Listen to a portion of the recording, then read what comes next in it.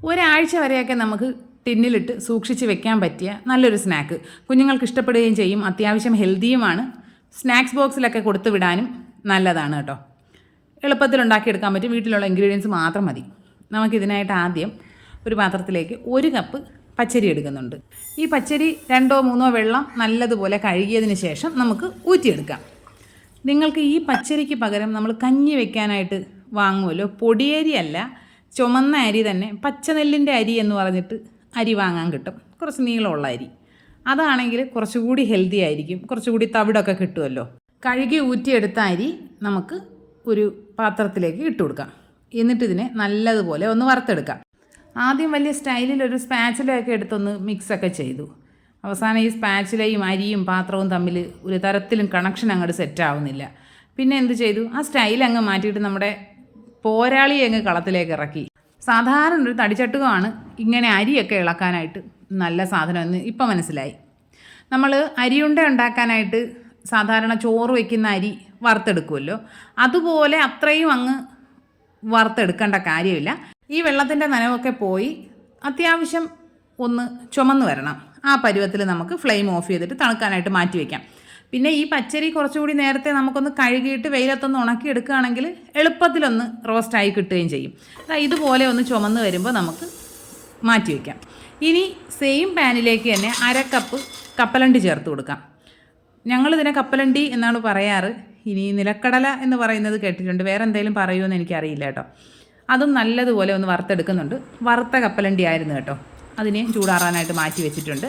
ഇനി ഒരു 1/2 കപ്പ് പൊട്ടുകടല എടുക്കുന്നുണ്ട്. പൊട്ടുകടലയും അത്യാവശ്യം ഒന്ന് ഹൈ ഫ്ലെയിമിലിട്ട് ജസ്റ്റ് ഒന്ന് റോസ്റ്റ് ചെയ്തെടുക്കാനേ പാടുള്ളൂ. കളറ് മാറിപ്പോകാനൊന്നും പാടില്ല. ചെറുതായിട്ടൊരു ബ്രൗൺ കളറൊക്കെ ഒന്ന് വന്ന് തുടങ്ങുമ്പോൾ അത് നമുക്ക് മാറ്റി വയ്ക്കാവുന്നതാണ്. ഇതെല്ലാം വേറെ വേറെ വേണം നമ്മൾ പാത്രങ്ങളിലിട്ട് വെക്കാനായിട്ട്, അതൊന്ന് പ്രത്യേകം ശ്രദ്ധിക്കുക. ഇനി നമുക്ക് തേങ്ങ കുറച്ചൊന്ന് വറുത്തെടുക്കണം. ഒരു 1/2 കപ്പ് തേങ്ങയുണ്ട് കേട്ടോ. തേങ്ങ കുറച്ച് അധികം ചേർക്കുകയാണെങ്കിൽ നല്ല ടേസ്റ്റ് ആയിരിക്കും.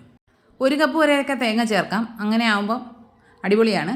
പിന്നെ എൻ്റെ കയ്യിൽ ആകെ കൂടി പൊട്ടിച്ച ഒരു ചെറിയൊരു കഷ്ണം തേങ്ങ ഉണ്ടായിരുന്നുള്ളൂ. അതിനെ തിരുകാനുള്ള മടി കരുതിയിട്ട് ചെറിയ കഷ്ണങ്ങളാക്കി കൊത്തിയിട്ട് മിക്സിയിലിട്ടൊന്ന് ക്രഷ് ചെയ്തെടുക്കുകയാണ് ചെയ്തത്. പുതിയ തേങ്ങ ഇനി പൊട്ടിക്കാനൊക്കെ വലിയ ബുദ്ധിമുട്ട്, മടി, എന്ത് ചെയ്യാനാണ്. നമ്മൾ തീയലിനൊക്കെ വറുക്കും പോലെ അത്രയും ബ്രൗൺ കളറാക്കി വറുക്കുകയൊന്നും വേണ്ട. ഇതിൻ്റെ ആ ഒരു വെള്ള നനവൊക്കെ ഒന്ന് മാറിയിട്ട് ചെറുതായിട്ടൊരു കളർ ഒന്ന് മാറി വരും. ആ സമയമാകുമ്പോൾ നമുക്ക് മാറ്റാവുന്നതാണ്. ഒരുപാട് ബ്രൗൺ കളറാക്കി എടുക്കേണ്ട കാര്യമില്ല. ഈ തേങ്ങയുടെ കളറ് മാറിയത് കണ്ടോ, ഇത്രയും മതി. ചെറിയൊരു ഗോൾഡ് കളർ വന്ന് തുടങ്ങുമ്പോൾ നമുക്ക് അതും അടുപ്പിൽ നിന്ന് മാറ്റാം. ഇനി ഒരു 2 or 3 ടേബിൾ സ്പൂൺ എള്ള്, കറുത്ത എള്ളാണ് എടുത്തിരിക്കുന്നത്. വെളുത്ത എള്ളാണെങ്കിൽ കുറച്ചുകൂടി നല്ലതായിരിക്കും.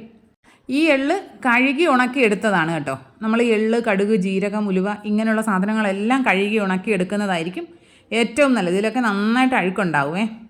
ഇപ്പോൾ നമ്മുടെ എള്ള് നല്ലതുപോലെ ഒന്ന് പൊട്ടി തുടങ്ങിയിട്ടുണ്ട്. ഒരുപാട് നേരം അടുപ്പിൽ വെച്ചിരിക്കരുത്, കരിഞ്ഞു പോവും. ഇതിനെയും നമുക്ക് തേങ്ങയുടെ കൂടെ തന്നെ മാറ്റി വയ്ക്കാം. അതിൽ പിന്നെ വേറെ കുഴപ്പമൊന്നുമില്ല, തേങ്ങയുടെ കൂട്ടത്തിലിട്ട് വയ്ക്കാം. ഇനി നമുക്ക് മധുരത്തിനായിട്ട് ശർക്കര ഒന്ന് മെൽറ്റാക്കി എടുക്കണം. ഒരു 1/2 കപ്പോളം ശർക്കര എടുത്തിട്ടുണ്ട്. കരിപ്പട്ടി എടുത്തിട്ടുണ്ട്. അതിലേക്ക് ഒരു 1/4 കപ്പ് വെള്ളം കൂടി ഒഴിച്ചിട്ട് നന്നായിട്ട് ഇതൊന്ന് അലിയിച്ചെടുക്കാം. ഇതെല്ലാം ഒരൊറ്റ പാത്രത്തിലാണ് ചെയ്യുന്നത്. പാത്രം കഴുകൽ കുറയ്ക്കാനുള്ള ഐഡിയകളാണ്. നമുക്ക് ഈ കരിപ്പട്ടി പെട്ടെന്ന് ഉരുക്കിയെടുക്കാനുള്ളൊരു വഴി എന്താണെന്നറിയോ? ഇതുപോലുള്ള കഷ്ണങ്ങൾ നമ്മളൊരു സ്റ്റീൽ കപ്പോ എന്തെങ്കിലും വെച്ചിട്ട് ഒന്ന് പ്രസ് ചെയ്ത് കൊടുത്തു കഴിഞ്ഞാൽ പെട്ടെന്ന് അതങ്ങ് പൊടിഞ്ഞ് മെൽറ്റായി കിട്ടും. പിന്നെ ഈ പൊടിക്കുന്ന സമയത്ത് വെള്ളം നമ്മുടെ ശരീരത്തേക്ക് തെറിക്കാതെ ശ്രദ്ധിച്ചോളുക. അങ്ങനെ ചെയ്യുകയാണെങ്കിൽ പെട്ടെന്ന് തന്നെ ഇത് മെൽറ്റായി കിട്ടും കേട്ടോ. നല്ലതുപോലെ ഇപ്പോൾ കട്ടകളൊക്കെ ഉടഞ്ഞ് മെൽറ്റായി കിട്ടിയിട്ടുണ്ട്. നമുക്കിതിനെ അരിച്ചെടുക്കാം. ഉണ്ട ശർക്കരയോ കരിപ്പൊട്ടിയോ എന്താണെങ്കിലും ഇതുപോലെ അലിയിച്ചെടുക്കുന്നതാണ് കേട്ടോ നല്ലത്. ഇതിൽ നോക്കിക്ക് കാണാൻ പറ്റുന്നില്ല, അത്രയ്ക്കും അഴുക്കോ പൊടിയോ എന്തേലുമൊക്കെ ഉണ്ടാവും. ഇനി നമ്മുടെ കുക്കിംഗ് പരിപാടി എല്ലാം കഴിഞ്ഞിട്ടുണ്ട്. ഇനി ഓരോന്നോരോന്നായിട്ട് നമുക്ക് പൊടിക്കാൻ തുടങ്ങാം. ആദ്യം നമുക്ക് അരി ഒന്ന് പൊടിച്ചെടുക്കാം. ഒരുപാടങ്ങ് ഫൈൻ പൗഡർ പോലെ ആക്കി എടുക്കരുത്. ചെറിയ ഒരു തരിതരിപ്പോട് കൂടിയിട്ട് വേണം പൊടിച്ചെടുക്കാനായിട്ട്. ഇതിലേക്ക് ഒരു 3 or 4 ഏലക്കയുടെ കുരു ചേർത്ത് കൊടുക്കാം. ഏലക്കാ പൊടിയാണുള്ളതെങ്കിൽ ഈ പൊടിയിലേക്ക് 1/2 ടീസ്പൂൺ ഏലക്കാപ്പൊടി ചേർത്ത് കൊടുത്താൽ മതിയാകും.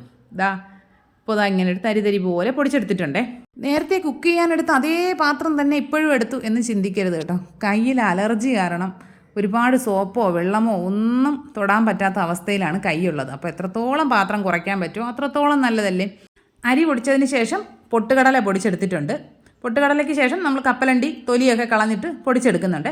കപ്പലണ്ടി ഒരുപാട് അങ്ങിട്ട് അരച്ച് കഴിഞ്ഞാൽ അതിൽ നിന്ന് എണ്ണ ഇറങ്ങി വരും. അതുകൊണ്ട് ഒരുപാട് അങ്ങ് അടിക്കരുത്, ചെറുതായിട്ടൊരു തരിതരി പോലെ വേണം പൊടിച്ചെടുക്കാനായിട്ട്. ഇനി നമ്മുടെ തേങ്ങയും എള്ളും കൂടി നല്ലതുപോലെ ഒന്ന് മിക്സ് ചെയ്തതിന് ശേഷം ഇതിലേക്ക് ഇട്ട് കൊടുക്കാം. പിന്നെ ഒരു 1-2 ടീസ്പൂൺ നെയ്യ് ചേർത്ത് കൊടുക്കുന്നുണ്ട്. നെയ്യ് കൂടെ ചേർത്തിട്ട് നമ്മൾ പുട്ടുപൊടി നനയ്ക്കുന്നത് പോലെ നല്ലതുപോലെ ഒന്ന് മിക്സ് ചെയ്തെടുക്കാം. കൈ വെച്ച് ഞെരടി ഒന്ന് മിക്സ് ചെയ്യുക. കാരണം ഈ നെയ്യുടെ ആ ഒരു മണം എല്ലാ ഭാഗത്തേക്കും എത്തണമല്ലോ, അതുകൊണ്ട് നല്ലതുപോലെ ഒന്ന് മിക്സ് ചെയ്തെടുക്കണം. ഇനി നമ്മുടെ ശർക്കരപ്പാനി ഇതിലേക്ക് ഒഴിക്കാം. ഒരുപാട് അങ്ങ് ചൂടാറിയിട്ടൊന്നുമില്ല, ചെറിയൊരു ചൂടോടുകൂടി തന്നെയാണ് ശർക്കരപ്പാനി ഒഴിക്കുന്നത്. ആദ്യം കുറച്ച് ഒഴിച്ചൊന്ന് മിക്സ് ചെയ്ത് നോക്കാം. മിക്സ് ചെയ്തതിന് ശേഷം പോരാ എന്ന് തോന്നിയതുകൊണ്ട് ഞാൻ ആ ശർക്കരപ്പാനി മുഴുവനായിട്ടും ചേർക്കുന്നുണ്ട്. ഏകദേശം ഒരു അരക്കപ്പോളം ശർക്കരപ്പാനി ഉണ്ട് കേട്ടോ. ഇത് ചേർത്ത് കൊടുത്തിട്ട് നല്ലതുപോലെ മിക്സ് ചെയ്തെടുക്കാം. പിന്നെ നിങ്ങളിപ്പം ശർക്കരപ്പാനിയല്ല ഉപയോഗിക്കുന്നത്, പൊടിച്ച ശർക്കരയാണ് എങ്കിൽ അരക്കപ്പ് പൊടിച്ച ശർക്കര ചേർത്ത് കൊടുക്കുക. എന്നിട്ട് ചെറു ചൂടുള്ള വെള്ളം കുറേശ്ശെയായിട്ട് തളിച്ചിട്ട് വേണം കുഴച്ചെടുക്കാനായിട്ട്. ഒരുപാടങ്ങ് കുഴച്ച് ചപ്പാത്തി മാവ് പോലെയൊന്നും ആക്കരുത്. നമുക്കിങ്ങനെ മാവ് കയ്യിലെടുത്ത് ഉരുട്ടി നോക്കുമ്പോൾ ഉരുള പിടിക്കാൻ പറ്റണം. ആ ഒരു പരുവത്തിന് വേണം കുഴച്ചെടുക്കാനായിട്ട്. മാവ് കുഴച്ച് കഴിയുമ്പോൾ അതാ നമ്മുടെ കയ്യിൽ നിറയെ മാവ് ഒട്ടിപ്പിടിച്ചിരിക്കും. അപ്പോൾ കൈ നല്ലതുപോലെ കഴുകി കൊടുക്കുക. കഴുകിയതിന് ശേഷം ചെറിയ ഉരുളകളാക്കിയെടുത്ത് നന്നായിട്ട് പ്രസ് ചെയ്ത് ഉരുട്ടിയെടുക്കണം. ഉരുട്ടിയെടുത്ത് കഴിഞ്ഞാൽ പൊട്ടിപ്പോവുക അങ്ങനെയൊന്നുമില്ല. ഇതുപോലെ നമുക്കെല്ലാം ഉരുട്ടിയെടുക്കാം. എത്രത്തോളം വലിയ ബോൾസ് വേണം അതൊക്കെ നിങ്ങളുടെ ഇഷ്ടമാണ്. ഓരോരുത്തരുടെയും ഇഷ്ടത്തിനനുസരിച്ച് ചെയ്തെടുക്കാവുന്നതാണ്. 5-6 വലിയ ബോൾസാക്കി ഉരുട്ടിയെടുക്കുകയാണെങ്കിൽ അങ്ങനെ ആയിക്കോട്ടെ. ഇതാകുമ്പോൾ നമുക്ക് ടിന്നിലിട്ട് വെച്ച് കഴിഞ്ഞാൽ ഓരോന്നൊക്കെ വല്ലപ്പോഴും എടുത്ത് കൊടുക്കാൻ പറ്റും. ഇതിൻ്റെ പേരാണ് തമ്പിട്ട്. നല്ല പേരല്ലേ? അടിപൊളി ടേസ്റ്റുമാണ് കഴിക്കാൻ. ആദ്യത്തെ ദിവസം കുറച്ച് സോഫ്റ്റ് ആയിരിക്കും, പിറ്റേ ദിവസമൊക്കെ ആകുമ്പോൾ നമ്മുടെ അരിയുണ്ട പോലെ കുറച്ച് കട്ടിയായിട്ട് കിട്ടും. അടിപൊളി ടേസ്റ്റാണ്. നിങ്ങൾ ഇതുവരെ ട്രൈ ചെയ്ത് നോക്കിയിട്ടില്ലെങ്കിൽ എന്തായാലും ഒന്ന് ട്രൈ ചെയ്ത് നോക്കൂ. അടിപൊളിയാണ്. ഫീഡ്ബാക്സ് ഒക്കെ കമൻറ്റ് ബോക്സിൽ അറിയിക്കുക. വീഡിയോ ഇഷ്ടപ്പെട്ട് കഴിഞ്ഞാൽ ലൈക്ക് ചെയ്യുക, കമൻറ്റ് ചെയ്യുക, ഷെയർ ചെയ്യുക, ചാനൽ സബ്സ്ക്രൈബ് ചെയ്യുക.